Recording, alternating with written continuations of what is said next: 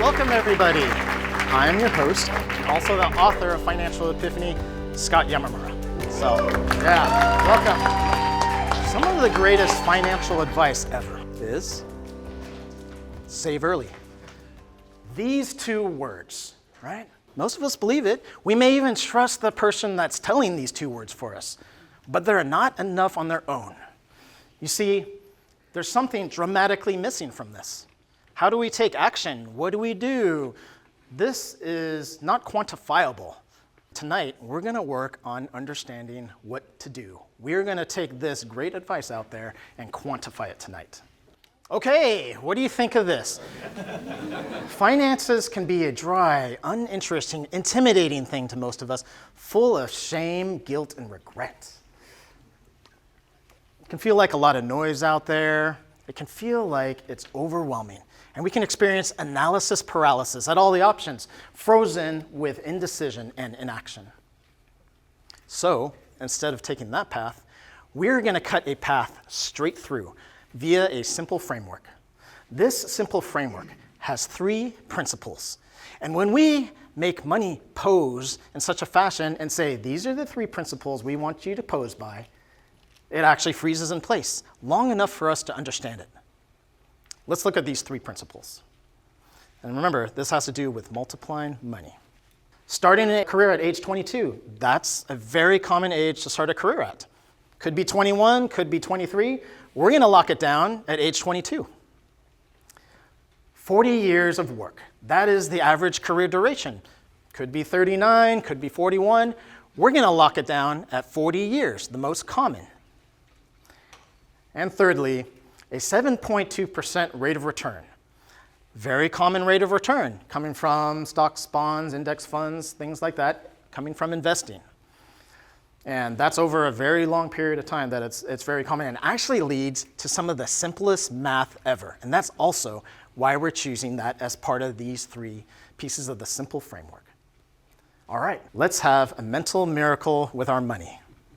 Some of you may have heard about the Stanford University marshmallow experiment.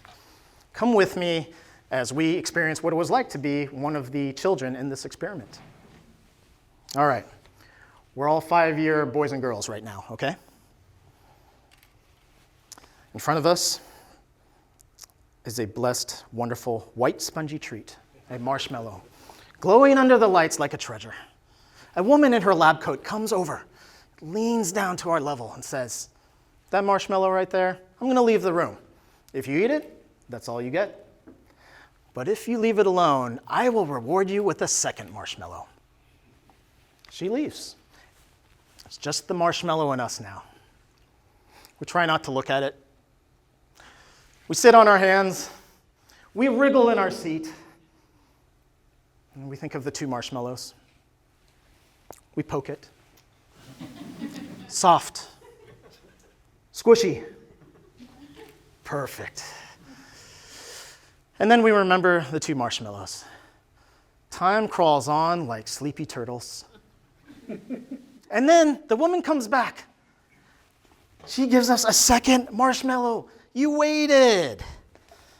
All right, that was the Stanford marshmallow experiment. An experiment in delayed gratification, the ability to wait. So, 1 marshmallow, and we have 2. What child, though, would be satisfied with that? Don't children want more? Why stop at 2 marshmallows? Can't the experiment continue on? We're going to break the boundaries of this marshmallow experiment and keep going. Why not turn 2 marshmallows into 4? And if we waited longer, would 4 marshmallows turn into 8? And why not practice patience yet again and have 8 marshmallows double into 16? Wow. Let's take a look at this again. 1, 2, 4, 8, 16. These numbers. Now, does this marshmallow doubling phenomenon exist outside of the laboratory? It, in fact, does. Just like a detective, we are overlapping a fingerprint over another fingerprint, and we've got a match. Yes, money doubles in exactly the same way. Over regular intervals of time, money doubles. Remember our simple framework? Yeah, with those 3 criteria, that's what's happening. Financial epiphany number 1. A single investment of money can double every 10 years. Simple concepts. The doubling of money every 10 years. Where do we put money in order to double it? Well, the most common everyday places are a retirement account, like a 401k plan, or an individual retirement account, the S&P 500 index fund, or a target date mutual fund. All extremely common and accessible ways of putting our money to get about that sort of return, that 7.2% we were talking about. Back to this. All right, these numbers, 1, 2, 4, 8, 16. Start to get familiar with those. Now, if we take out the middle, something we really need to point out is there was only one input in the beginning, in this case, $1, and we waited. In this case, 40 years, and it turns into 16. Same thing happens with $100 or $1,000 or more. It's multiplying by 16. If we were to graph this out, it would look something like this. All the excitement is 40 years from now. This multiplying of 16, that's practicing patience. And that's hard for us to do. Most of us are now-minded, but this is a later-minded graph. Look at the beginning of this graph here. Nothing's happening in the beginning. We have to turn later-minded into now-minded. Now, how are we going to do that? I was sitting at my dining room table one night, pondering this over, and I had an aha moment. Think about athletics. Olympic gymnasts, Olympic ice skaters, NFL football players. When are they all in their prime? In their early 20s. That's right. And you know what? Money is exactly the same way. Our multiplying power is the greatest in our early 20s, when we get a job and when we have the opportunity to invest. This later-minded chart, I thought to myself, what if we flip the chart? It forces money to pose in a now-minded way. Now look, all the excitement, all the numbers are right here. What does this mean? We have the multiplying power of 16 now. This is no longer about $1 that's growing. This is about an ability that we have. We now have ownership over this. This is a superpower that diminishes over time. When we're 22, that's when we have the power of 16, and that's financial epiphany number 2, the power of 16, when we start our careers using our simple framework, right? We're making money freeze. Look at what happens 10 years later. Multiplying power halves. All right, and what happens 10 years later at age 42? The power of 4, the multiplying power of 4, right? Just like our athletic ability may dissipate over time, so is our multiplying power. At age 52, we have the multiplying power of 2. And hopefully at age 62, somewhere around there, we're enjoying the fruits of our labor. And although we may be still multiplying money and spending it down, it gets a little bit more complicated. Maybe that's book number 2. We'll get to that. But finally, what we have here is we have a framework to understand what's happening, right? Save early.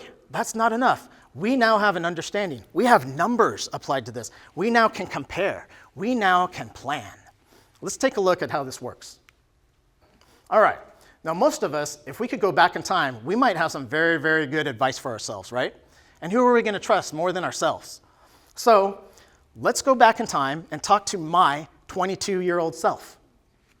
Scott, what are you doing at the car dealership looking at a new car? You're not thinking of going into debt on that, are you? I mean, come on over here with me. I can show you a nice used car that would do just as well.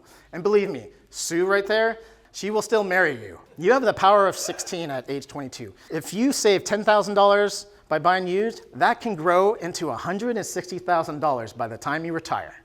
The power of 16. Scott, first day on the job in the office. Now, hold off on buying all those expensive suits. That 401k plan that you're starting to hear about, I want you to invest in that. Every $1,000 you put into that 401k plan, it can multiply by 16 times because you're 22. That's right. And turn into $16,000 later. And you can do that again, and again, and again, and again. Trust me on this. I want to retire one day and do this for me. I mean, I am you.